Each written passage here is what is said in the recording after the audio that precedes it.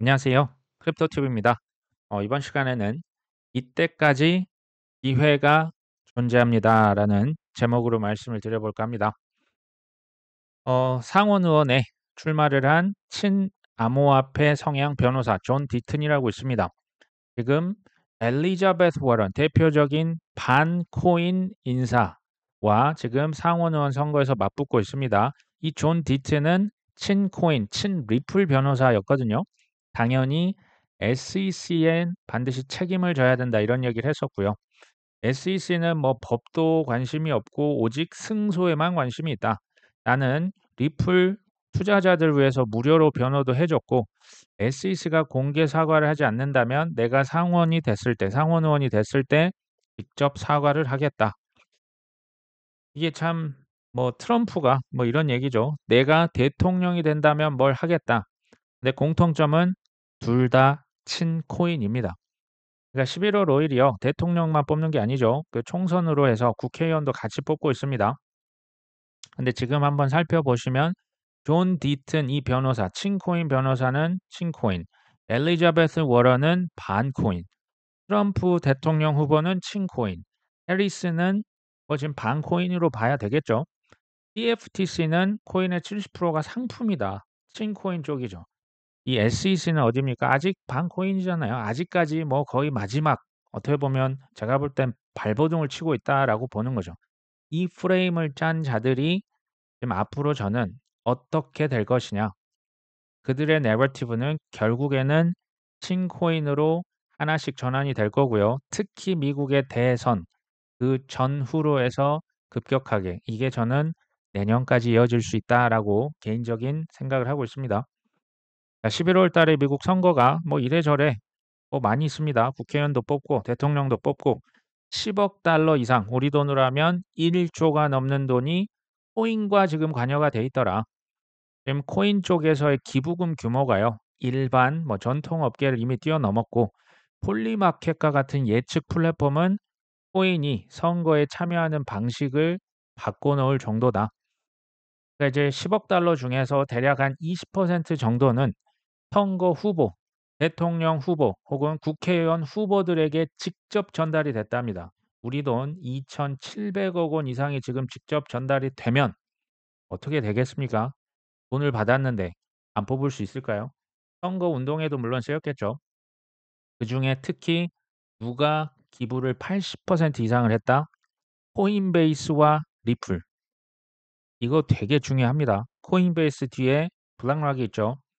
리플도 제가 볼 때 이제 금융 뒤에 엘리트들이 탄탄하게 받쳐주거든요. 80% 이상을 그쪽에서 돈을 이거 돈 받은 사람이 반코인을 과연 지지할 수 있겠습니까? 그렇지 않겠죠. 그다음에 이제 뭐 폴리마켓에서 뭐 이건 조가 넘는 돈이 지금 누가 될 것이냐. 탈중앙화 예측 플랫폼이잖아요. 이런 것들의 돈이 굉장히 몰리고 있다. 11월 5일 대선 총선 동시에 실시가 됩니다. 근데 과거와 좀 다른 점은 역사상 처음으로 이제는 대놓고 코인 회사에서 큰 정치 후원과 로비를 진행하고 있습니다. 되게 중요하죠. 그 대통령, 그 국회의원들이 친코인, 코인 쪽에서 돈을 받았는데 영향력이 커지지 않을까라는 생각이 듭니다. 자, 이 중에서 코인베이스 리플이 가장 큰 기부 금액을 냈다라고 하는 게 뭘 의미하는지 한번 생각하시면 음, 나쁘지 않을 것 같습니다. 자, 러시아에서는 11월 말까지 해서 국가 간 코인 결제 규제를 마련하겠다. 이제 러시아의 그 하원 금융위원장이 러시아 연방중앙은행과 재무부는 코인을 통해서 국가 간 결제에 대한 규제 및 규정, 이거 법입니다. 법을 지금 만들기 위해서 조례를 마련 중에 있다. 11월 말까지는 규제를 확립할 것이다. 지금 이렇게 밝혔죠. 9월 1일부터는 아예 국영 코인 거래소 2개 시작했잖아요. 그리고 뭐 파일럿 프로그램을 할 것이다. 근데 이런 건 있어요. 국내에서 코인을 아직 쓰지는 않을 겁니다. 국내 아니고 해외에서 서로 국제 무역을 할 때만 이 코인에는 뭐 비트코인이 들어갈 수도 있는데요. 스테이블 코인도 들어갈 수 있습니다. 그러니까 러시아는 지금 이런 거죠. 코인의 채굴, 합법화 이미 했습니다. 국제 무역 결제 11월 말까지 지금 법을 만든다고 하고 있죠. 거래소는 사실상 이미 오픈을 했습니다. 11월 말까지 법을 제정한다? 사실은요. 러시아 하나만 해도 코인에 엄청난 영향력입니다. 왜냐하면 러시아가 국제 무역을 혼자 하는 게 아니지 않습니까? 상대방이 있고 상대 국가 전 세계에 걸친 큰 뭐 에너지는 뭐 엄청나게 수출을 하고 다른 상품들 주고받을 때 상대방과 하는 게 무역 아닙니까? 근데 지금 포인트는 뭐겠습니까? 브릭스에 들어가 있는 국가 중 하나 러시아죠. 브릭스의 B가 브라질, 러시아, 인도, 중국, 뭐 이제 남아공인데요. 남아공뿐만 아니라 아프리카 대륙 전체가 이미 스테이블 코인, 이미 비트코인 많이 씁니다.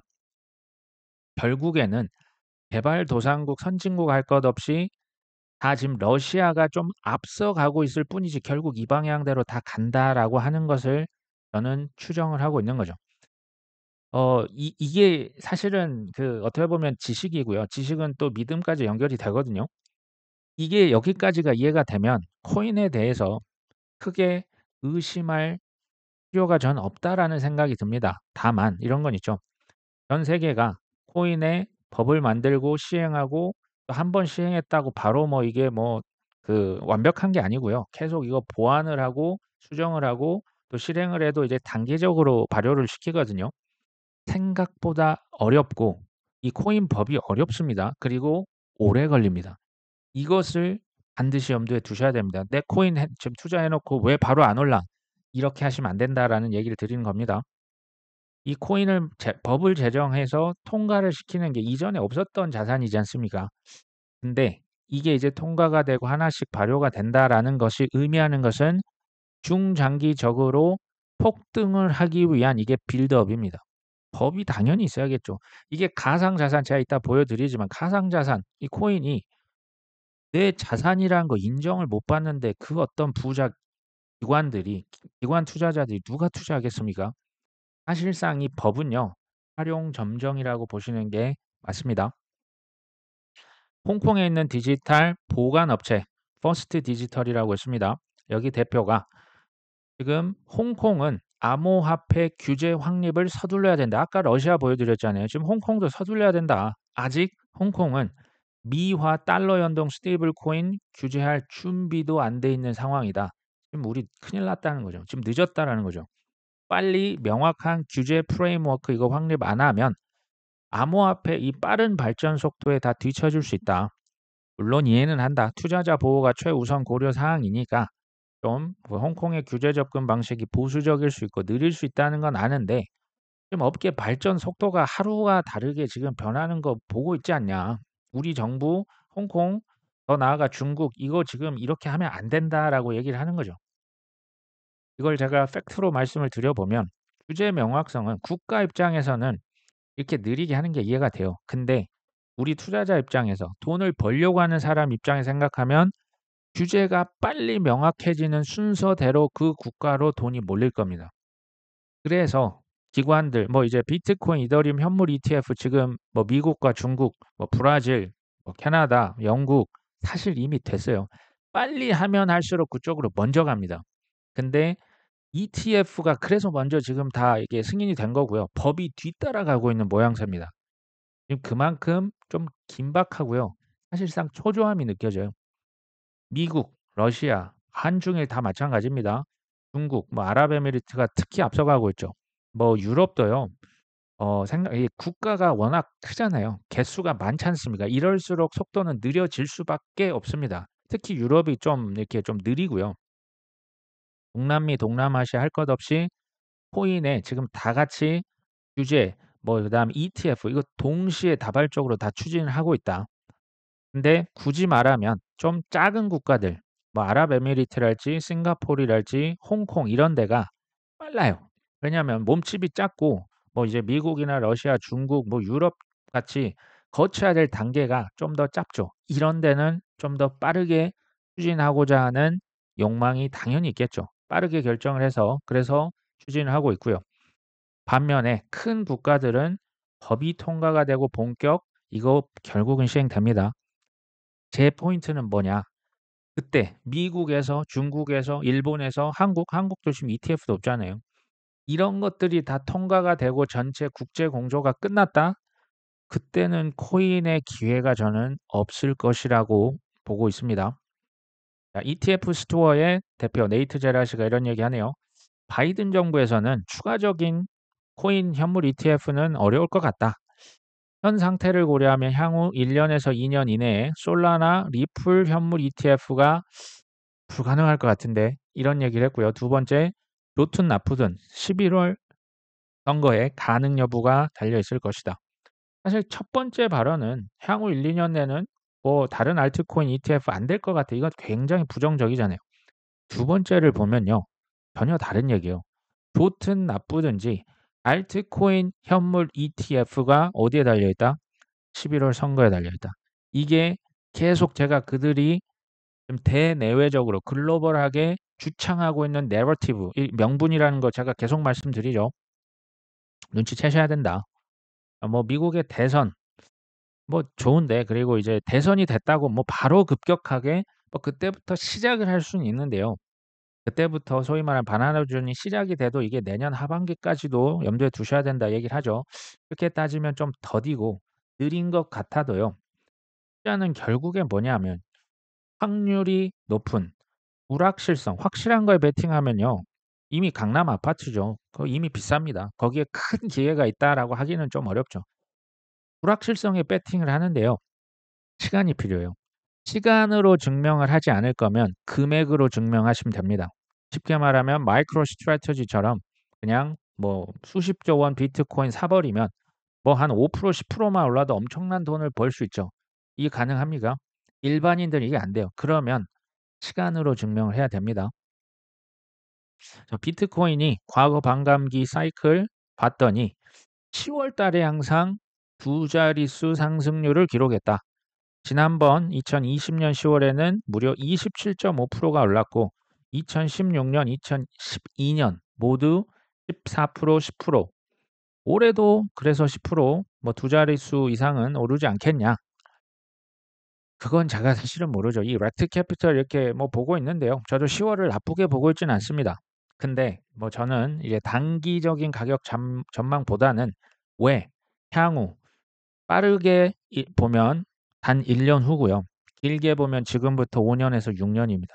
왜 향후 수년 이내에 돈을 벌 때도요. 이 소위 말하는 그 사업도 그렇고 투자도요. 꾸준히 뭐 이게 뭐 1 년에 100만 원씩 뭐 늘어나는 이런 구조가 아니라요. 돈 벌 때 우르르 벌었다가 장사가 안 되기 시작하면 그냥 팔이 날립니다. 그렇지 않습니까? 투자도요. 지금부터 이번 사이클과 다음 사이클 지금부터 5 년과 6 년에 소위 3 대가 한꺼번에 벌 수 있는 돈을 이 6 년에 벌 수 있다라고 저는 생각을 합니다. 일본의 금융청에서 암호화폐 코인을 금융 자산으로 간주하는 과세 방식을 검토하겠다. 일본에서 뭐 좀 나름 친코인이고 앞서간다고 알고 있는데 코인이 금융 자산이 아니었습니까? 금융 자산은 맞았는데요. 법을 만드는 건 이제 활용 점정이라고 말씀드렸죠. 제일 마지막 최종 단계라고 보시면 됩니다. 일본에서 코인에 대한 세금을 현재 소득세 방식이 아니라 금융 자산으로 과세를 할 것인지 검토할 가치가 있다. 과세 방식에서 이게 이제 새로 채택이 되면요. 고소득 코인 보유자들이 세금이 낮아집니다.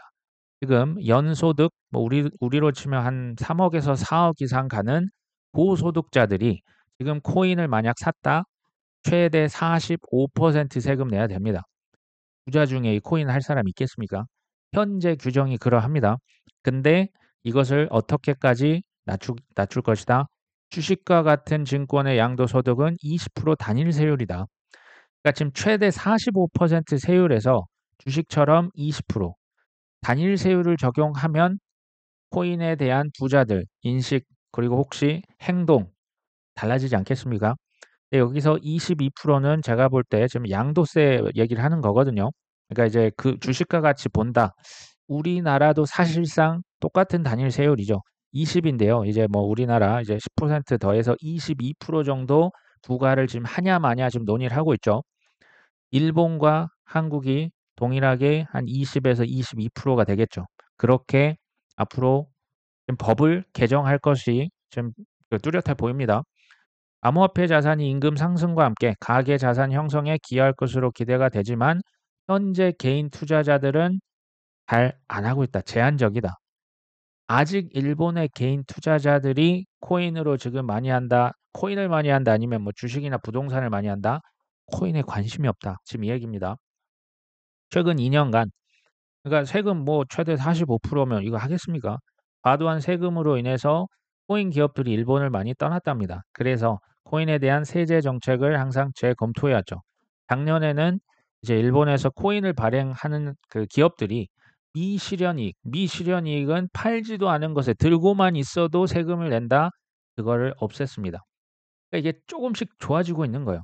제가 지난번 시간에 말씀드렸던 거 기억하십니까? 영국에서 코인이 이것도 9월 들어서 지금 나왔던 기사거든요.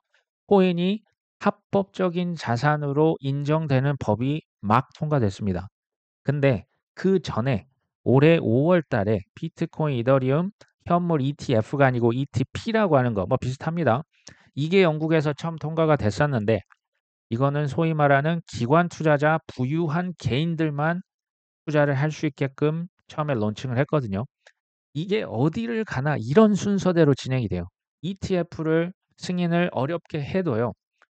일반 개인들은 제일 나중에 삽니다. 원래 기관들부터 먼저 가서 쟁여놓고요.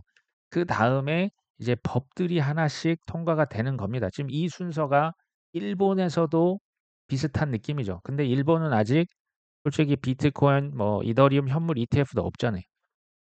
코인이 이제 자산으로 이제야 비로소 인정을 받고 있다.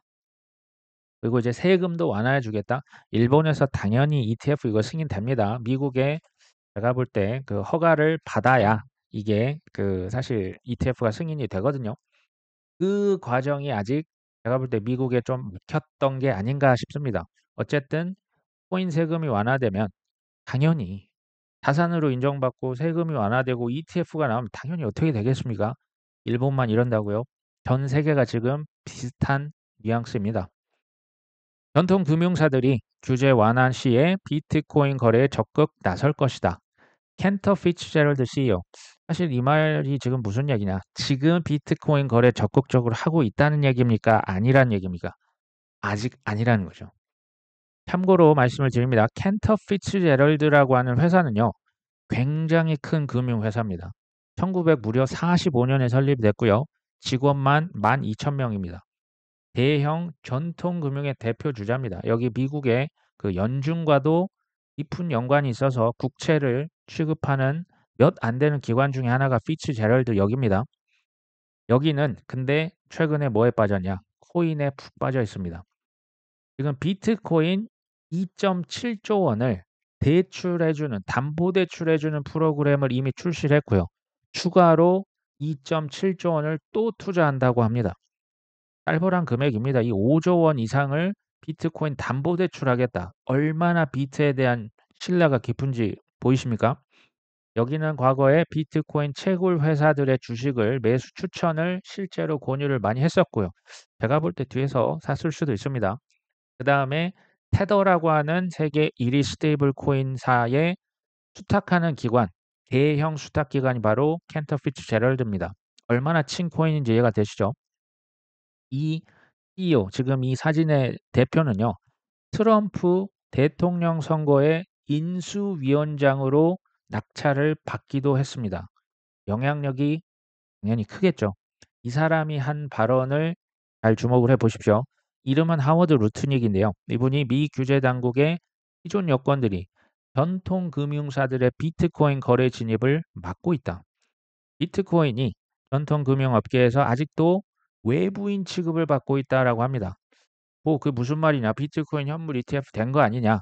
근데 그러면서 언급한 게 있습니다. 이제 막 시작을 글로벌 금융에 발을 들여놓고 있다. 그러면서 은행이 고객의 비트코인을 보유할 경우 해당 금액과 동일한 자금을 자기 자본으로 따로 보유해야 한다. 이건 마치 감옥에 갇힌 상태다. 비트코인을 보관하려면 그것보다 좀 동일한 자금 혹은 그것보다 훨씬 더 많은 현금을 쌓아놓고 이거 위험한 거니까 혹시 모르니까 뱅크런 나올 수 있으니까 옛날에 그 뭐 실버게이트 은행 파산한 거 봤지? 지금 이게 이제 무슨 얘기냐면요. 이게 그 SEP 원투원 회계 지침이에요. 은행은 사실상 코인 보유를 굉장히 어렵게 해 놓은 거예요. 이거 뭐 자산으로 쓸 수가 없고 무조건 부채로만 기록을 하게끔 돼 있고 가격이 올라도 상승분을 반영 못 해요. 이걸 누가 갖고 있겠습니까? 이게 SEP 원투원이라고 하는 부당한 SEC의 회계 그 지침을 얘기한 겁니다. 근데 지난번에 제가 말씀드렸죠. 스탠다드 차터드 그 은행에서 그 이제 디지털 자산 담당자가 내년도에 미국의 이 SEP 원투원 회계 지침이 폐기될 것이다. 이런 전망을 했었습니다. 사실 저는 이게 뭐 내년일지 올해 말일지 모르는데요. 사실 동의합니다. 전 세계가 그들의 손아귀에 있다라고 보여지거든요. SEP 원투원 규제 불명확성 이거 누가 만든 겁니까? 겉으로 봤을 때는 SEC죠. 그 뒤에 누가 있냐를 항상 보셔야 된다고 말씀을 드립니다. 근데 그러거나 말거나 미국, 유럽, 영국, 러시아, 일본, 싱가포르, 아랍에미리트 지금 할 것 없이 전 세계가 하나씩 제가 지금 계속 보여드리고 있잖아요. 칭코인 법이 통과가 되고 발효가 되고 제정이 되고 있습니다. 지금 현재 진행형입니다. 이게 뭐냐면요. 이게 시간이 오래 걸리고 미국에서 스텝 1, 2, 1 이거 왜 만들었을까요? 시간을 지연시키고 있는 거예요. 리플 소송 왜 이게 별것도 아닌 게 4년이나 갔습니까? 왜 지금도 크라켄 소송, 그 FTX 아직도 채권자 지금 그 올해 그 해결이 안 됐잖아요. 아직도 코인베이스 소송하잖아요. 의도적으로 가격을 누르고 있는 거예요. 이걸 눈치채셔야죠. 근데 제 질문 이겁니다. 이거 해제되면 어떤 일이 벌어질까요? 정확히 뭐 언제냐? 그거는 제가 모릅니다. 저는 개인적으로는 올해도 뭐 나쁘지 않겠지만 내년 어느 시점으로 봅니다. 정확히 말씀을 드리면 규제가 언제 명확해지냐? 핏 20일이라고 하는 칭코인 법안, 디지털 그 자산, 디지털 상품 소비자 보호법 이런 미국에 있는 법들 통과가 돼야죠. 자산으로 인정이 돼야죠. 지금 하나씩 이제 막 지금 법을 만들지 않습니까? 러시아에서 11월 말까지 만든다고 하지 않습니까? 마음이 급하니까 거래소부터 출범을 시켜버리는 거예요. 알트코인 현물 ETF요. 규제 명확성이 되면 이게 당연히 되겠죠. 스텝 1, 2, 1 당연히 이거 회계 지침 폐지가 돼야 되는 거죠. 이거 눈속임인 거 이제는 다 아시죠? FTX요. 당연히 이거 해결이 되고 2.0 운영이 재개돼야죠. 그 친구들이 다 이렇게 지금 짜놓은 거예요. 저는 비트코인, 이더리움, 이 크립토라고 하는 자산이 이제 막 생겼죠. 지금 법이 만들어졌고 현물 ETF가 지금 두 개가 통과가 됐습니다. 월가나 전통 금융이 진짜 이거 뭐 5년, 10년 보고 그 이후는 나 모르겠다. 만의 말씀입니다. 이게 향후 최소 100년 이상 존재할 자산이 크립토입니다. 이게 100년이라고 해서 그러면 우리가 그 맘 놓고 그냥 100년 투자하면 되겠네요가 아니고요. 소위 우리 투자 왜 합니까? 다른 자산, 부동산, 주식, 채권, 은행 예금, 금 대비해서 수익률이 좋으니까 코인 하는 거 아닙니까? 지금 리스크 짊어지고 산전수전 겪으면서 지금 투자하시죠. 인생 수익률을 거둘 수 있는 기간은 매우 제한적이다. 제가 계속 말씀드립니다. 이번 사이클 뭐 내년까지 펼쳐지겠고 또 그다음에 또 4년에서 5년, 앞으로 5년에서 6년이요. 소위 말하는 코인으로 이거 이제 백만장자 전 세계 쏟아질 겁니다. 특히 내년. 그다음에 천만장자, 억만장자, 조만장자로 지금 뭐 일론 머스크가 되네마네 하고 있지 않습니까? 나올 거예요. 이게 나올 겁니다. 앞으로 5년, 6년. 근데 이제 기존에 뭐 비슷했던 기술 중에 가장 비슷한 게 사실 인터넷이거든요. 인터넷 하나 있고 없고의 차이가 전 세계를 바꿨는데 제가 여기서 포인트는 뭐냐? 인터넷이 대량 채택되는 속도가 역사상 가장 빨랐거든요. 그것보다 더 빠른 게 코인입니다. 그게 이제 비트코인이고 그 외 나머지 알트코인은 비트코인보다 훨씬 더 빨라요. 뭐냐면 인터넷 억만장자들 예를 들면 빌 게이츠 아니면 뭐 마크 저커버그 아마존의 뭐 제프 베조스 이 사람들이 억만장자가 되는데 창업하고 대략 한 30년까지 걸렸어요. 근데 코인은요 10년이면 됩니다. 코인은 10년이면 돼요. 물론 이미 저 뭐 코인베이스의 CEO도 있고 서클의 대표도 있고 리플의 CEO도 있고 IPO 하겠죠. 그 10년이라고 하는 기간을 봤을 때 솔직히 저는 절반 정도는 이미 지나갔다고 봅니다. 지금 억만장자 이미 있어요. 코인 억만장자 지금 생각보다 많이 있습니다. 포인트는 이겁니다.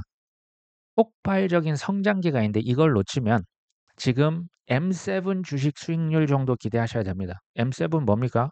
뭐 잘 나가는 엔비디아, 애플, 마이크로소프트, 뭐 저 메타 이런 주식들 좋잖아요. 수익률 좋습니다.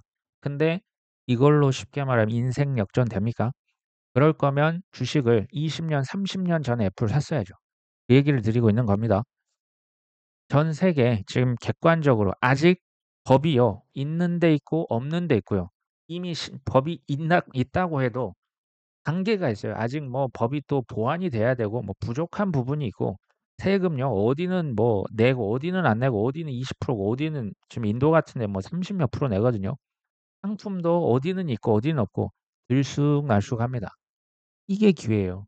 이게 다 전 세계가 비슷비슷 엇비슷하게 세금도 대충 뭐 20-30% 되고요. 국제 공조돼서 이제 세금 소위 말하는 뭐 해외로 빼 가지고 뭐 탈세를 한다. 이런 방법이 언젠가 사라질 겁니다. 그때 기회 없어요. 그리고 주변에 요즘에 코인 하신 분 많이 계십니까? 사실 별로 없잖아요. 코인을 아직도 사기, 아직도 위험한 거 이렇게 믿으시는 분이 생각보다 되게 많습니다. 우리 구독자분들 같지 않아요. 주변에 막 얘기해 보시면 아시잖아요. 이런 미래의 확신이 있다면 코인이 그렇게 저는 힘들지 않을 것이라고 봅니다. 뭐 제가 뭐 부동산 뭐 이렇게 여러 가지 유튜브 채널도 보는데 뭐 부익남이라고 하는 채널이 있더라고요. 부동산 읽어주는 남자라고 합니다. 뭐 저나 우리 동생은 뭐 부동산보다는 코인을 읽어주는 남자로서 저희가 교육 방송을 앞으로 힘이 닿는 데까지 열심히 한번 해보려고 합니다. 오늘도 끝까지 시청해 주셔서 감사합니다.